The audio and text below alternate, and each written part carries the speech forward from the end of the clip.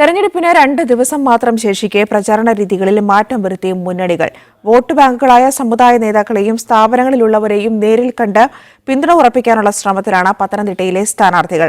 ദേശീയ നേതാക്കളെ മണ്ഡലത്തിലെത്തിച്ച് പ്രചാരണം നടത്തിയ ശേഷം കലാശക്കൊട്ട് കൊഴുപ്പിക്കാനുള്ള ശ്രമത്തിലാണ് മുന്നണികൾ.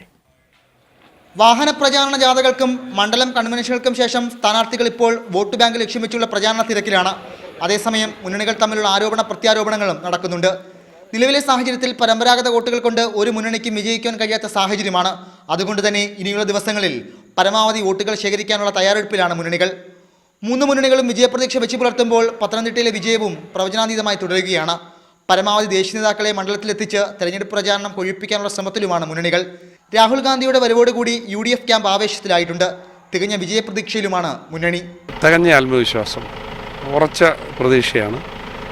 ഇതിനു മുമ്പ് ലഭിച്ചതിനേക്കാൾ വലിയ ഭൂരിപക്ഷത്തിൽ ജയിക്കും. ജനങ്ങളുടെ വലിയ പിന്തുണയാണ്.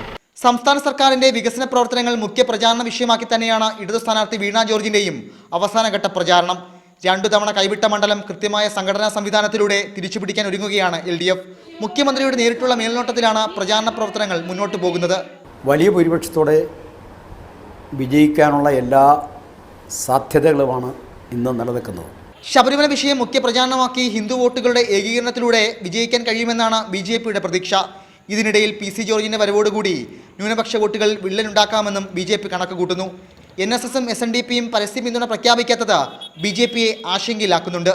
അനന്തൂർ രാമചന്ദ്രൻ, മീഡിയ 1, പത്തനംതിട്ട.